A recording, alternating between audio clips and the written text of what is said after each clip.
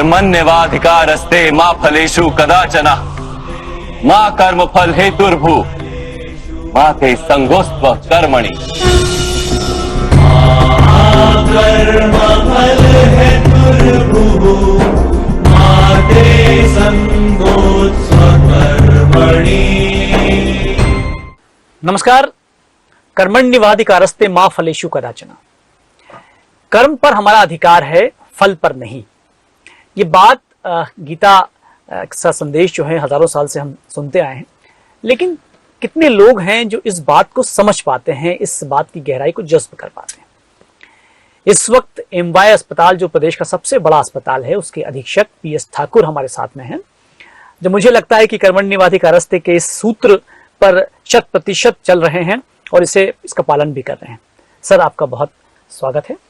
और सबसे पहले तो हम यही जानना चाहेंगे कि ये आपकी तीसरी पारी है एमवाय अस्पताल में अधीक्षक के बतौर। 2012 में आपका आगमन हुआ, तो शुरुआत तो हम ऐसे ही करना चाहेंगे कि एमवाय अस्पताल से पहले आप, चूंकि आप प्रोफेसर हैं, तो वो प्रोफेसरशिप के बारे में जानना चाहेंगे कि आप प्रोफेसर थे, उसके बाद में कैसे एमवाय में आपका आना हुआ। 1998 में मैंने एमजे मेडिकल कॉलेज ज्वाइन किया था। स्वशासी एक्चुअली संस्था उसी समय शुरू हुई थी, तो हम लोग पहले बैच वाले लोग वो है चिकित्सक हैं जो उन्होंने ज्वाइन किया था। 98 में यहाँ आया था, तो धीरे धीरे अपना काम करना, फिर हॉस्टल में भी हम लोगों को चार्ज दे दिया गया, तो हॉस्टल में काफी लंबे समय तक काम किया। तो कहीं एक जो कहते हैं ना प्रशासकीय अनुभव वहां से मिलता रहा। और हमारा फॉरेंसिक मेडिसिन विभाग ऐसा है जो पूरा मेडिकल लीगल के, जहाँ पर बहुत पुलिस और प्रशासन सबके साथ एक संपर्क रहता है, वो कहीं ना कहीं आपको बहुत गंभीरता से काम करना पड़ता है। थोड़ा सा विधा हो जाती है, क्योंकि विधा इस मायने में अलग है कि सामान्यतः पोस्टमार्टम को ऐसा समझा जाता है कि एक चीर फाड़ है नॉर्मल से। मैं उसको उस तरह से कभी नहीं माना है, क्योंकि हमारे जो गुरुदेव रहे और जो भी हमारे रहे शिक्षक, उन्होंने ये सिखाया है कि ये बहुत मेरा शरीर बहुत पवित्र होता है और इसके साथ हमें न्याय करना होता है। और उसकी वजह उन्होंने बड़ी स्पष्ट बताई थी, जो मैं हमेशा अपनी क्लास में बोलता हूँ कि जिंदा आदमी बोलता है, उसको पता है कि क्या हो रहा है, मृत शरीर बहुत नहीं बोलता है ना।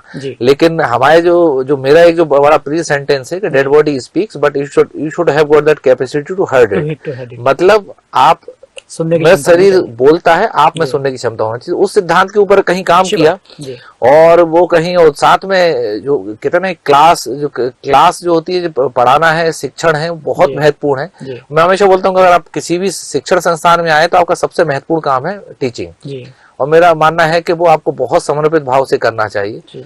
तो कहीं धीरे धीरे उन सब चीजों के साथ होते होते एक पहचान बनी, और उसी के माध्यम, वही एक जो कह सकता हूँ कि ये जो विभाग का बोल रहे हैं, हॉस्टल का बोल रहे हैं, साथ में क्लासेस का बोल रहे हैं, तो कहीं एक पहचान बनी, जिसकी वजह से मुझे अक्टूबर 2012 में पहली बार एमवाय अस्पताल का अधीक्षक बनने का सौभाग्य प्राप्त हुआ। जी सर, लगातार तीसरी बार आपको ये मौका दिया गया। इतना आसान नहीं है कि लगातार आपको तीसरी बार किसी को बागडोर सौंप दी जाए, और सफलतापूर्वक आप संपन्न भी कर रहे हैं। एक असीम अकूत क्षमता आपके अंदर हमें दिखती है, और लगातार आप काम भी कर रहे हैं। कोविड के दरमियान भी हमने आपको देखा कि जिस तरह से आपने काम किया वो अद्भुत सराहनीय था। लेकिन ये एक टीचर होते हुए एक एडमिनिस्ट्रेटर का जो पावर होता है या जो समझ होती है, ये कहाँ से पैदा हुई? क्योंकि अमूमन माना जाता है कि आप यदि पढ़ा रहे हैं, टीचर होता है तो वो स्वान सुखाए होते हैं, वो पढ़ाते हैं सिर्फ, लेकिन आपके अंदर एडमिनिस्ट्रेशन के जो भी सूत्र हैं वो भी आपको समझ में आते हैं, और आप सफलतापूर्वक कर पा रहे हैं। तो ये कैसे संभव हो पाता है? इसके पीछे 2-3 वजह मुझे लगती हैं। एक तो मैं हमेशा बोलता हूँ कि एक जो मेरे मन में भाव रहा है हमेशा कि कुछ करना है जिंदगी में, और हर आदमी में होना चाहिए। क्योंकि क्या है कि हम इसलिए नहीं आए कि आए हैं और बस एक सामान्य सी जिंदगी जीना है और चले जाना है। आप कुछ ना कुछ, आपकी एक पहचान होनी चाहिए, कुछ आपने जीवन में कुछ किया हो। तो मैं उस मायने में बोलता हूँ कि कहीं एक जो कहते हैं कि उस समय हॉस्टल में भी जो हम लोग, मैं काम करता था, तो उस समय एक जो रहता था कि नहीं, हॉस्टल में बच्चों को वो सुख सुविधाएं मिलना चाहिए, तो उसके लिए आप प्रशासकीय तौर पे आपको काम करना पड़ता है ना। और जैसे मैंने बोला कि हमारा विभाग ही ऐसा है जहाँ प्रशासकीय बहुत संपर्क के साथ उस तरह से हमें काम करना पड़ता है।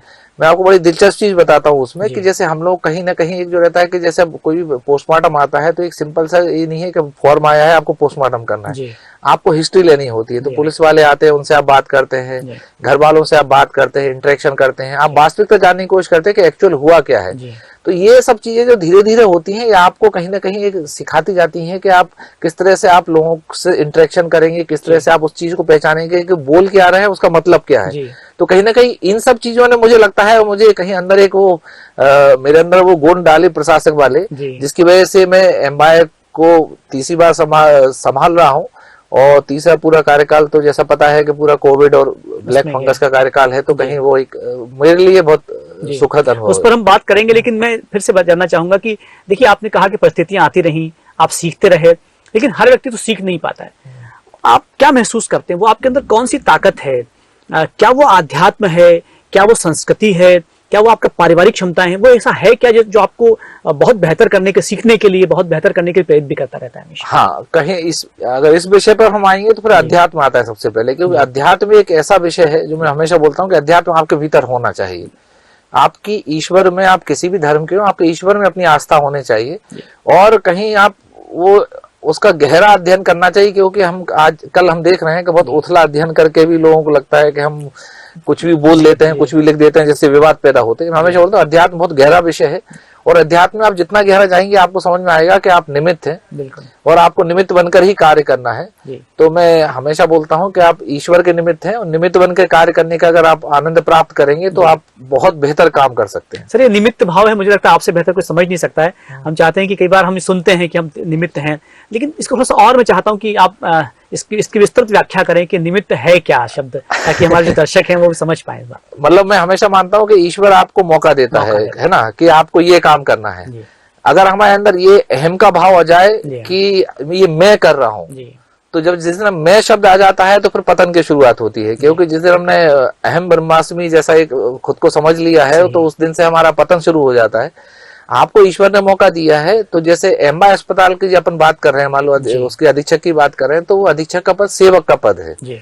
तो आपको वो निमित्त भाव, अगर ईश्वर के प्रति उतनी आस्था नहीं होगी कि ईश्वर मैं जो भी कर रहा हूँ आपको समर्पित करके कर रहा हूँ, और उस भाव से कर रहा हूँ कि मुझे वो करना है, उसके साथ मैं, जैसा मैं हमेशा बोलता रहा हूँ, मैं आज भी उसको भी दोबारा बोलता हूँ कि वहाँ ये जो एम्बा अस्पताल है, महाराजा यशवंतराव जी होलकर ने बनवाया था।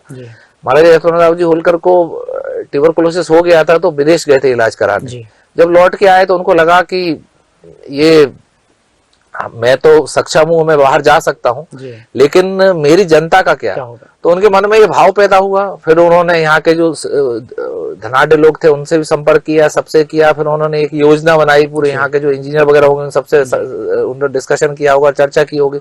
फिर उन्होंने ये पूरी जगह जो जमीन है पूरी दी उन्होंने, और उस समय उन्होंने जर्मनी से आर्किटेक्ट बुलवाए थे, और 1948 में एम्बा अस्पताल बनना शुरू हुआ था, 1956 में बना है। तो आप सोचिए महाराज साहब की सोच क्या रही होगी, कितना मतलब विशाल विस्तृत सोच रही होगी कि आज भी एम्बा अस्पताल मध्य प्रदेश का सबसे बड़ा अस्पताल है। तो कहीं उस सोच के आगे भी मैं नमित रहता हूँ, और मैं हमेशा ईश्वर के अलावा अगर एम्बा अस्पताल में जब तक उस प्रशासक के पद पर बैठा हूँ तो मैं उनका भी निमित्त, बहुत अच्छी बात, और उस भाव से ही काम करता हूँ। महाराजा यशवंतराव एम्बा जिनके नाम पर है, अब आपने बहुत विस्तृत बता दिया है कि निमित्त होता है क्या है, कि महाराजा यशवंतराव का यदि वो विजन नहीं होता और उसको एग्जीक्यूट नहीं कर पाते, प्रदेश का सबसे बड़ा अस्पताल नहीं बना पाते, तो शायद इस ढंग से आप सेवा भी नहीं कर रहे होते वहां पर, वो जगह भी बिल्कुल सही, क्योंकि उसमें उस भाव जुड़ा हुआ है। महाराज साहब ने, या जो उस समय की जो जनता में जो धनाढ्य लोग अन्य लोग रहे हैं, जिन्होंने जिस भाव से उसको बनवाया है, वो भाव कहीं बहुत महत्वपूर्ण है। हमेशा मैं बोलता हूँ पॉजिटिविटी और नेगेटिविटी होती है, तो अगर आप कहीं भी आप प्रशासक के तौर पे कार्य कर रहे हैं तो पॉजिटिविटी बहुत महत्वपूर्ण है। अगर आप पॉजिटिविटी इन्फ्यूज कर सकते हैं, अगर आप अपने जो सहकर्मी हैं जो आपके अंडर काम कर रहे हैं उनको, तो उनके अंदर अगर पॉजिटिविटी का भाव पैदा कर सकते हैं कि आपको ये काम करके दिखाना है, तो आप मान के चलिए कि वो बहुत सकारात्मक रिजल्ट आते हैं, और उसका सबसे बड़ा लाभ मरीजों को मिलता है। बिल्कुल बिल्कुल सही कह रहे हैं आप। एम्बा अस्पताल प्रदेश का सबसे बड़ा अस्पताल है, और हजारों लोगों का स्टाफ है वहां पर, डॉक्टर्स इतने काम करते हैं, हजारों मरीज लगभग रोज आते हैं वहां पर। कई नकारात्मक खबरें भी हम लगातार सुनते रहे पहले, लेकिन अब वो चूंकि आप होने के बाद में चीजों में कमी आ गई। कैसे आपने इनको मैनेज किया, मतलब क्या स्टाफ को आपने कलेक्ट किया, एडमिनिस्ट्रेशन क्या भय भी न होए न प्रीत, क्या आपने कोई एडमिनिस्ट्रेशन डराने वाला एडमिनिस्ट्रेशन किया, आपने आखिर कैसे एनवायरमेंट सकारात्मक ऊर्जा को पैदा किया? देखिए क्या है कि दो तीन चीजें बड़ी महत्वपूर्ण होती है। सबसे महत्वपूर्ण अगर एम्बा अस्पताल में वो है मरीज जी। आपको सबसे पहले ये ध्यान रखना है कि मरीज की सेवा में कोई कमी ना हो, उसको समय से इलाज मिले, ये सबसे महत्वपूर्ण है।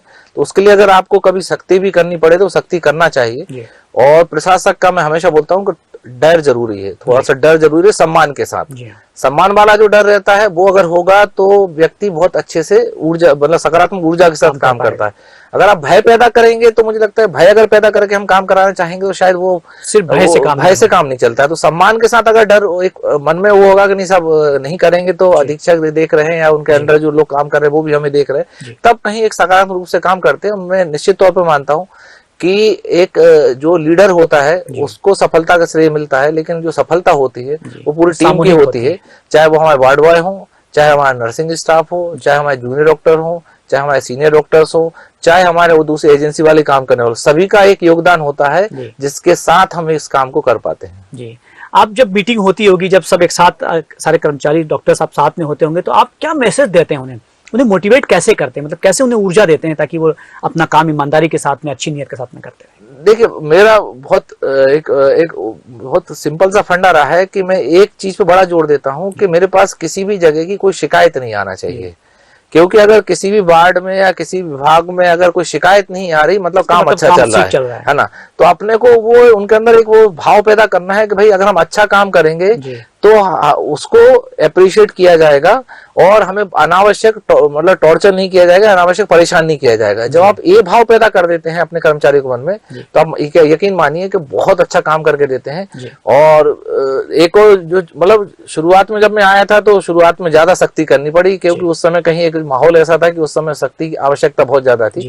लेकिन धीरे धीरे सभी लोग ढल गए हैं उसमें, और आज मैं बोल सकता हूँ कि हाँ, मुझे गर्व है अपने सभी कर्मचारियों पर, अधिकारियों पे, चिकित्सकों पर। निश्चित रूप से कोरोना काल जिस तरह से आपने काम किया है, ये सब हम सबके सामने है, लेकिन हम दर्शकों को बताना चाहेंगे कि लगातार 2 साल तक जिस तरह से पीएस ठाकुर साहब ने वहां पर काम किया है वो वाकई अविस्मरणीय है और सराहनीय है। लेकिन हम आपसे जानना चाहेंगे कि ये 2 साल कैसे बीते, क्योंकि एमवाय में इतना बड़ा अस्पताल था, पूरे प्रदेश की लोग वहां पर पहुंच रहे थे, बहुत ज्यादा आशाएं थी।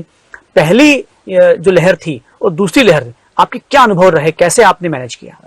बड़ी दिलचस्प चीज है कि तीसरी बार जो मैं अधीक्षक बना हूँ वो 25 जनवरी 2020 को जी, और 31 जनवरी 2020 को चीन से 2 चिकित्सा छात्र, एक संघाई से, एक वुहान से आ गए। तो हमने वहाँ जो हमारे चेस्ट वार्ड जिसमें हमारा ऑक्सीजन पॉइंट है उसमें हमने उनको भर्ती किया। तो उस समय में कुछ भी नहीं पता था कि, क्योंकि क्या है कि सुना था कि कोई कोरोना है, आया है, संक्रमण है, वो पूरा चीन में है, मलेशिया, सिंगापुर यहाँ हो गया है, बहुत ऐसा भयावह चीज है। तो जब भर्ती हुए तो बड़ा एक क्यूरियोसिटी थी लोगों को, लेकिन वो उस समय सैंपल हमारे सबसे पहले पुणे जाते थे, है ना, फिर उसके बाद वो नागपुर जाने लगे, फिर उसके बाद एम्स भोपाल जाने लगे इसके सैंपल जांच के लिए, फिर इंदौर में वायरोलॉजी लैब बनी। तो धीरे धीरे करके एक सेटअप बना, लेकिन उसमें दिक्कत ये थी कि भय इतना ज्यादा था कि कोई भी मरीज के पास जाना नहीं चाहता था। तो उस समय उनको प्रेरित करके काम कराना, उसके लिए आपको उनके साथ खड़ा होना होता है, उनके वहीं पर जाकर खड़ा होना जहां पर उनको काम करना है। तो कहीं वो एक बहुत वो था कि हम लोगों सभी, हमारी जो टीम थी उस समय, जो तत्कालीन आयुक्त थे, हमारी अधिष्ठाता थी, है ना, और अभी जो अधिष्ठाता है, हम सब ने कहीं वो जो कहते हैं ना, प्रेरित करने के लिए सभी लोगों ने मिलकर काम किया है, एक टीम के रूप में काम किया है। और हमारे कलेक्टर साहब हैं, वो भी, उनका भी बहुत भरपूर योगदान रहा है इसमें, क्योंकि हम सब ने पूरा एक टीम की तरह काम किया है।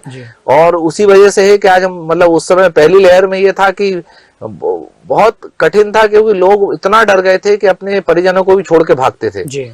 तो उस समय चूंकि सिर्फ हमारे जो नर्सिंग स्टाफ है या क्लास 4 थे या जूनियर डॉक्टर्स या सीनियर डॉक्टर्स, वही उनकी देखभाल कर रहे थे।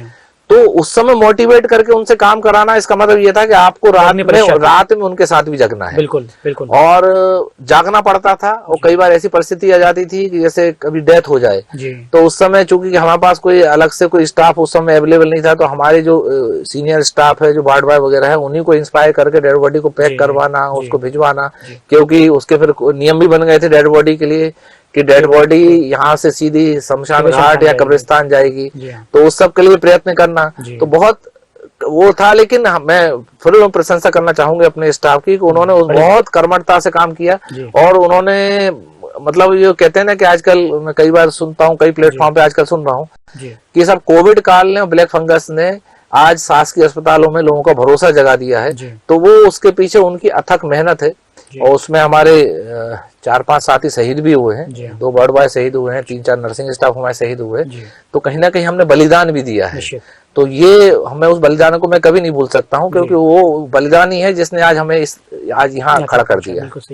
पहली लहर में तो चूंकि संसाधन नहीं थे बहुत ज्यादा, लेकिन दूसरी लहर में संसाधन आपके पास में आ गए थे, लेकिन उसके बाद में भी अस्तव्यस्तताएं तो फैली। क्या कारण रहा? क्या बहुत ज्यादा रश लोग आए, बहुत ज्यादा संख्या में मरीज आए वहां पर? क्या रहा दूसरी लहर का जो अनुभव है वो क्या रहा? दूसरी लहर में ये हुआ कि संक्रमण इतनी तेजी से फैला डेल्टा वाला कि उसने मरीजों की संख्या बहुत तेजी से बढ़ा दी, और कहीं ना कहीं एक लापरवाही कहीं ना कहीं मरीजों के स्तर पे भी हुई, उनके घर वालों के स्तर पे हुई, क्योंकि जब तक कि उनकी तबीयत बिगड़ी नहीं, जब तक कि उनका ऑक्सीजन सैचुरेशन लेवल कम नहीं हुआ, तब तक वो अस्पताल की तरफ उन्होंने रुख ही नहीं किया। जबकि वास्तविकता यही थी कि अगर शुरुआत में आपको अगर सस्पेक्ट हो रहा है तो आप तत्काल अगर ट्रीटमेंट शुरू कर देते तो उस समय बहुत लोगों की जान बचाई भी जा सकती थी। और उसके लिए भी उस समय मैंने सोशल मीडिया पे कई वीडियो भी डाले, कई मैसेज किए कि कम से कम लोगों को अवेयरनेस हो, लेकिन इतनी तेजी से फैला था कि उस समय मतलब लोगों की एक डिमांड ये होती थी कि उनको बिस्तर मिल जाए, उस पर ऑक्सीजन लग जाए, क्योंकि उनके लिए बहुत समझ में आया, उनको समझ में आया था कि हाँ ये बहुत जरूरत है। तो उस समय कहीं बहुत मेहनत का जो मतलब मेरा सारे स्टाफ ने बहुत ज्यादा मेहनत करनी पड़ी, लेकिन हाँ मुझे संतुष्टि है कि वो कहीं वो रिकॉग्नाइज हुआ है, उसकी पहचान हुई कि हाँ सब शासकीय अस्पतालों में इतना अच्छा इलाज कोविड में हुआ हो सकता है। दूसरी लहर में तो हमको याद है कि मतलब मैडम भी एडमिट थी, घर के लोग भी एडमिट थे, और शायद किसी एक परिजन की आपकी डेथ भी हुई। उस दरमियान आप कैसे कोप अप कर पाए? क्योंकि एक तरफ आप परिवार की तरफ ध्यान देना है, दूसरी तरफ इतने बड़े अस्पताल में हजारों लोग का इलाज करना है, वो समय कैसा था आपके लिए? हाँ, दूसरी लहर में जैसे ही शुरू हुआ तो मार्च के एंड में शुरू हुई थी, मार्च 21 में, और अप्रैल में 10 अप्रैल के आसपास संक्रमण हो गया था मेरी श्रीमती को, श्रीमती वर्षा सिंह ठाकुर को। तो पहले शुरुआती इलाज उनका घर पे हुआ, लेकिन जब लंग इन्फेक्शन बढ़ने लगा तो फिर हमने MTH अस्पताल जो मेरे पास ही था उसमें भर्ती किया।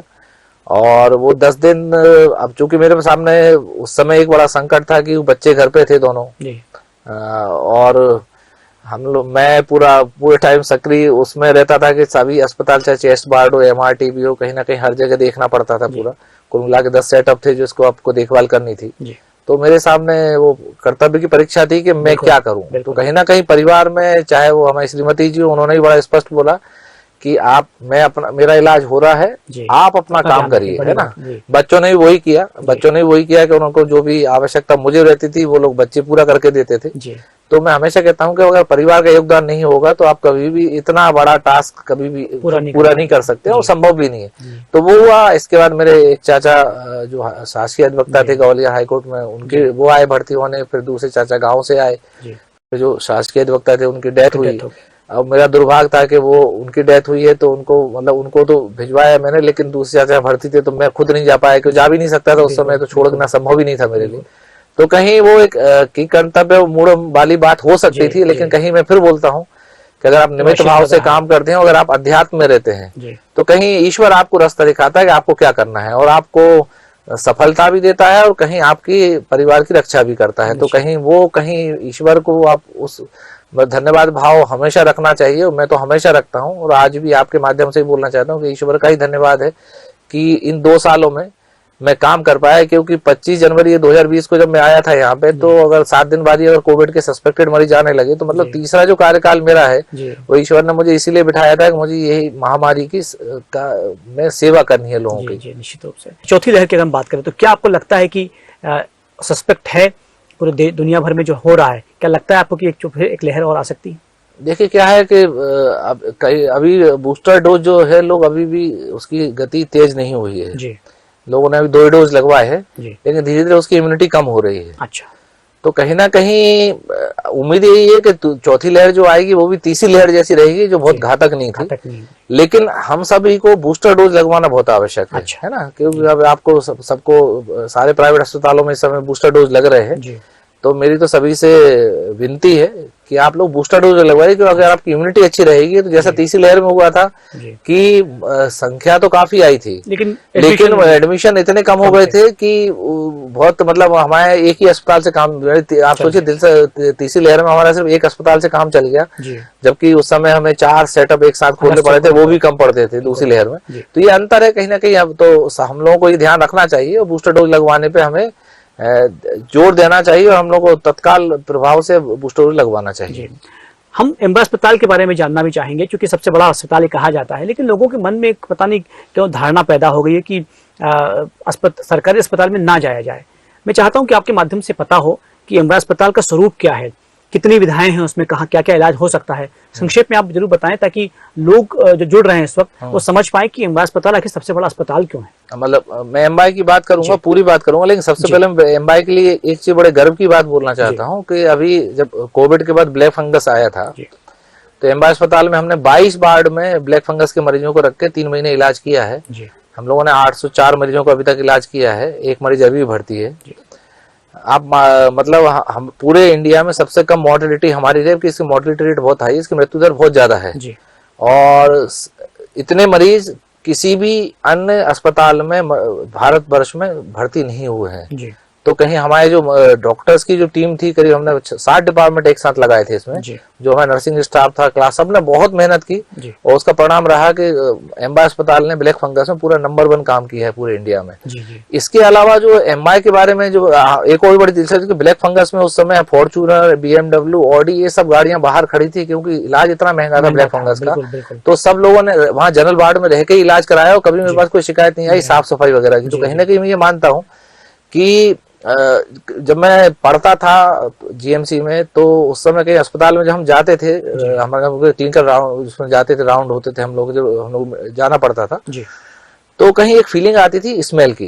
तो मेरी हमेशा टॉप प्रायोरिटी रहती है कि यार अस्पताल में साफ सफाई अच्छी होना चाहिए, क्योंकि अगर कोई रुमाल बांध के अगर वो जा रहा है, मास्क तो आजकल मजबूरी हो गई भी ये लगाना है, बाकी अगर कोई सिर्फ बदबू की वजह से रुमाल बांध रहा है तो बड़ा बहुत बड़ी असफलता है ना। तो मेरे लिए हमेशा टॉप प्रायोरिटी रहती है। बड़े गर्व से बोलता हूँ कि आज हमारा जो एम्बा अस्पताल है इसकी साफ सफाई किसी भी प्राइवेट अस्पताल के समकक्ष है और बहुत अच्छे इलाज हो रहे हैं हमारे। जैसे आज की डेट में पीडियाट्रिक सर्जरी में हमारे बहुत मतलब सबसे प्रतिष्ठित जो डॉक्टर है वो हमारे पास है। न्यूरो सर्जरी में हमारे पास दिन रात ऑपरेशन होते रहते हैं। सर्जरी में हमारे बहुत अच्छी सर्जरी हो रही है, ईएनटी में बहुत अच्छी सर्जरी हो, मतलब हमारे यहाँ बहुत अच्छा विस्तार से हम लोग काम कर रहे हैं। और उसी का परिणाम है कि कोविड के पहले हमारे एक स्टेज ऐसी आ गई थी कि हमारे ओपीडी में 10 लाख से अधिक मरीज थे। पिछले साल भी कोविड होने के बावजूद भी हमारे अच्छी एक संख्या में मरीज आए हैं आईपीडी में और ओपीडी में। तो कहीं ये जो एमआई में भरोसा जगह है लोगों का उसको दिखाता है। तो कहीं अगर आप मेहनत करेंगे, आपके कर्मचारी मेहनत करेंगे, आपके डॉक्टर मेहनत करेंगे, आप बहुत एक टीम की तरह काम करेंगे तो शासकीय अस्पताल की भी छवि अच्छी हो सकती है। जी, आपका अगले 5 साल का प्लान क्या है, क्या योजना है? आपके अपने जीवन की बात मैं कर रहा हूँ, ठीक है, आप अधीक्षक तो आप लगातार रहे, हम शुभकामनाएं आपकी, लेकिन आप अपने आप को कहाँ देखना चाहते हैं? मेरे मन में बहुत सारी चीजें हैं, लेकिन मुख्यतः ये है कि सबसे पहले तो जैसा भी मॉडल ओटी का काम चालू हो रहा है एम्बा अस्पताल में, जो अत्याधुनिक ओटी है वो अगले 7-8 महीने में तैयार हो जाना चाहिए। शुरू होने वाला है अगले हफ्ते से काम प्रारंभ हो जाएगा उसका। तो एक तो क्या है कि एम्बा अस्पताल को पूरा अपग्रेड करना है एक बहुत अच्छे से। इसके अलावा मुझे हेल्थ सेक्टर में बहुत सारे मन में मेरी योजना है जिसपे मुझे काम करना है। और कहीं मेरे मन में एक पीड़ा किसानों के लिए भी रहती है जो अलग विषय है, लेकिन कहीं जो खेती का जो इंडस्ट्रियलाइजेशन की हम बात करते हैं कि छोटे लेवल पे इंडस्ट्रियलाइजेशन होना चाहिए, उसके लिए कहीं काम करना है। तो जब भी मुझे समय मिलेगा इन 2 विषयों पे जरूर मैं काम करना चाहूंगा। जी जी, बहुत अच्छी बात कह रहे हैं आप। मैं अंतिम सवाल ये पूछना चाहूंगा कि जो हमारे जो गरीब पेशेंट होते हैं, जो कहीं असहाय होते हैं, आर्थिक रूप से सक्षम होते हैं, वो एमवाई में आए तो क्या उन्हें हर इलाज फ्री मिलता है? आयुष्मान योजना भी है और भी कई योजनाएं ऐसी होंगी जो शायद उन्हें पता नहीं। हम चाहते हैं कि आपके माध्यम से पता हो कि कैसे उनका इलाज मुफ्त में हो सकता है। मैं बड़ी दिलचस्प चीज बोलता हूँ कि एमवाई में अधिकतर लोगों का इलाज फ्री होता है ना। जो कुछ चार्ज लगते भी मान लो जो नॉन आयुष्मान में तो इतने कम है कि जो कोई भी अफोर्ड कर सकता है। वहाँ की कोई भी गरीब हो, कोई भी हो, मध्यम वर्ग हो, सब वहाँ का आके। सबसे अच्छी बात है कि आज की डेट में मध्यम वर्ग भी आ रहा है एमवाई में इलाज कराने के लिए, ऑपरेशन कराने के लिए। ये मैं ये एमवाई अस्पताल की सफलता मानता हूँ, क्योंकि मध्यम वर्ग कहीं ना कहीं को लगता है कि शासकीय अस्पताल जाके कैसे इलाज कराए, लेकिन आज की डेट में वो भी आ रहे हैं। तो आप सुनिश्चित रहे, हमारे यहाँ जो भी है कुछ भी हो, और बाकी मैं हमेशा उपलब्ध रहता हूँ। कोई भी अगर आपको लगता है कोई शिकायत है, कुछ है, आपको कमी लग रही, कोई आपको लग रहा है कुछ मरीज का कोई ध्यान नहीं रख पा रहा है, तो आप बेफिक्र रहिए।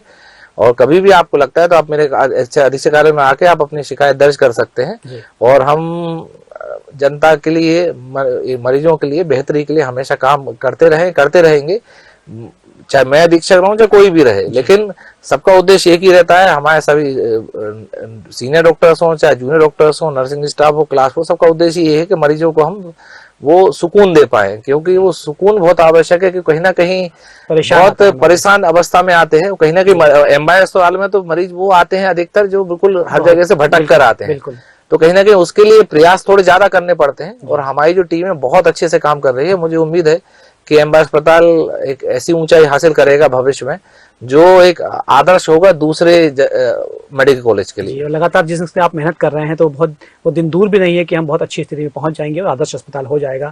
फिलहाल आप हमसे जुड़े और बहुत महत्वपूर्ण जानकारी आपके बारे में मिली और अस्पताल के बारे में दी, भविष्य के बारे में मिली। बहुत सारी शुभकामनाएं। धन्यवाद। तो पीएस ठाकुर साहब जो एमआई अधीक्षक हैं, लगातार काम कर रहे हैं और कर्मण्यवादी का रास्ते को सही रूप में उसे मूर्त रूप दे रहे हैं, उसे साकार कर रहे हैं। हमारी बहुत शुभकामनाएं कि ये ऊर्जा, ये क्षमता आपकी बनी रहे और जो स्पिरिचुअलिज्म और जो आध्यात्म आपके अंदर है, ये आध्यात्म लगातार आपको ऊर्जावान रखे और आप इसी तरह से गरीब लोगों की एमआई अस्पताल में सेवा करते रहें। बहुत सारा धन्यवाद। आप देखते रहिए साधना न्यूज मध्य प्रदेश।